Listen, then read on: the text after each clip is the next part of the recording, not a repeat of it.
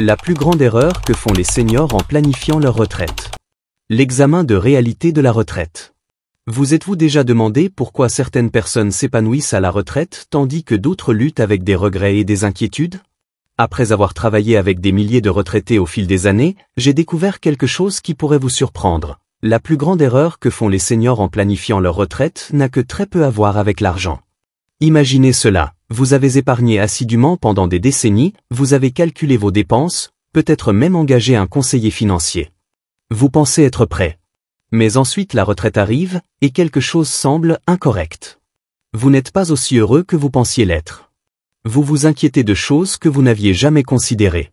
Vous vous sentez perdu. Si cela vous semble familier, vous n'êtes pas seul. Aujourd'hui, nous allons explorer les 7 erreurs les plus communes qui peuvent transformer vos années dorées en quelque chose de bien moins doré que ce que vous méritez. Mais plus important encore, nous parlerons de comment les éviter. Parce que voici la vérité, chaque année après 70 ans est précieuse. Chaque mois compte. Et avec la bonne planification, non seulement financière, mais une planification de vie holistique, ces années peuvent véritablement être les meilleures de votre vie. Erreur 10, ignorer les coûts de santé. La première erreur en prend presque tout le monde au dépourvu, sous-estimer grandement les coûts de santé. La plupart des gens savent que les soins de santé seront chers, mais ils pensent que la sécurité sociale et la mutuelle couvriront tout. La réalité est différente. L'assurance maladie couvre généralement environ 70% de vos coûts de santé. Cela signifie que vous êtes responsable des 30% restants, et cela peut s'additionner à des dizaines de milliers d'euros au cours de vos années de retraite.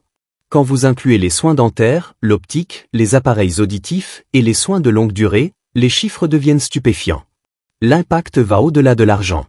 Quand vous vous inquiétez de pouvoir vous offrir vos médicaments ou éviter le médecin à cause du coût, cela affecte votre santé et votre tranquillité d'esprit. Vous commencez à prendre des décisions basées sur la peur plutôt que sur ce qui est le mieux pour votre bien-être. La solution? Commencez à planifier maintenant. Considérez une mutuelle complémentaire solide, un compte épargne santé si vous travaillez encore, et budgétisez de manière réaliste pour les coûts de santé qui augmenteront probablement avec l'âge. Erreur 10, ne pas planifier pour la longévité. Voici un beau problème, nous vivons plus longtemps que jamais. Si vous avez 65 ans aujourd'hui, il y a de bonnes chances que vous viviez jusqu'à 85, 90 ans, ou même au-delà. Mais beaucoup de gens planifient leurs finances de retraite comme s'ils ne vivaient que 15 ou 20 ans après avoir pris leur retraite. Cela crée un écart dangereux. Que se passe-t-il si votre argent s'épuise mais que vous êtes toujours là, ayant toujours besoin de soins, voulant toujours profiter de la vie? Le stress de survivre à ces économies peut éclipser ce qui devrait être des années merveilleuses. Cela affecte aussi comment vous vivez. Certains retraités deviennent si effrayés de dépenser de l'argent qu'ils ne profitent pas de leurs années en bonne santé. Ils reportent les voyages, ratent les réunions de famille, et vivent dans une inquiétude constante sur l'avenir. Planifiez pour une vie plus longue que ce que vous attendez. Il vaut mieux avoir des ressources restantes que d'en manquer.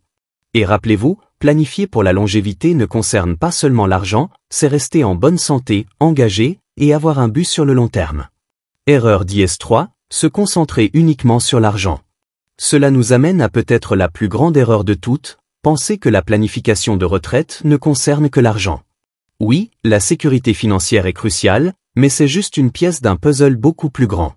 J'ai rencontré des retraités qui ont beaucoup d'argent mais se sentent vides et sans but. Ils ont passé tellement de temps à penser à comment se permettre la retraite qu'ils n'ont jamais considéré ce qu'ils voulaient réellement faire de leur temps.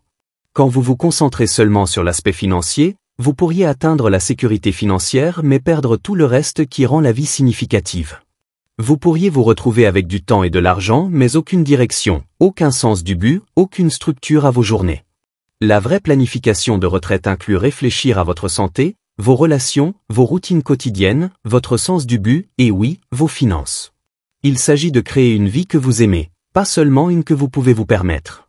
Rencontrez Françoise, une histoire de redécouverte du sens. Laissez-moi vous parler de Françoise. Elle était une comptable à succès qui a pris sa retraite à 65 ans avec un beau pécule. Elle avait fait tout correctement financièrement. Mais 6 mois après la retraite, elle m'a appelé en larmes. « Je me sens inutile, dit-elle. J'étais importante avant, nécessaire. Maintenant je passe mes journées à regarder la télé et à m'inquiéter de tout. J'ai assez d'argent, mais j'ai l'impression d'attendre juste de mourir. » Françoise était tombée dans le piège de penser que la préparation financière suffisait. Elle n'avait pas considéré ce qui donnerait du sens à sa vie après le travail. Ensemble, nous avons travaillé à redécouvrir ses passions et trouver de nouvelles façons de contribuer. Aujourd'hui, Françoise fait du bénévolat comme professeure d'éducation financière pour les jeunes adultes, prend des cours de poterie et a rejoint un groupe de randonnée. Même compte en banque, vie complètement différente. La différence n'était pas l'argent, c'était le but, la connexion et la croissance.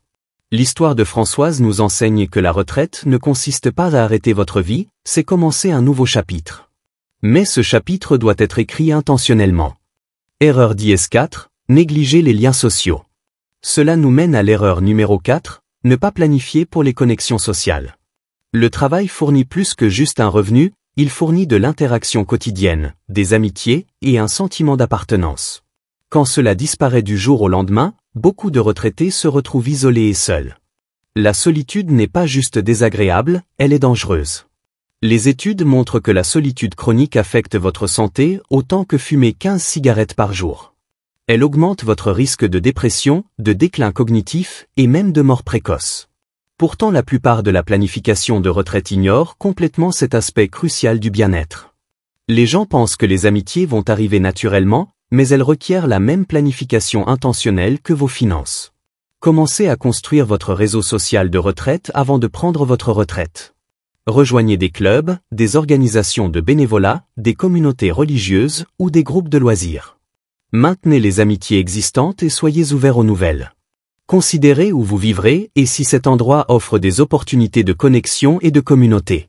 Rappelez-vous, l'objectif n'est pas juste de remplir votre calendrier, c'est créer des relations significatives qui enrichissent votre vie et fournissent du soutien quand vous en avez besoin.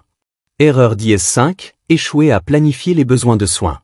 L'erreur numéro 5 est une que beaucoup de gens trouvent difficile à envisager, échouer à planifier pour les besoins de soins potentiels. Personne ne veut imaginer avoir besoin d'aide pour les activités quotidiennes, mais c'est une réalité que beaucoup d'entre nous affronteront.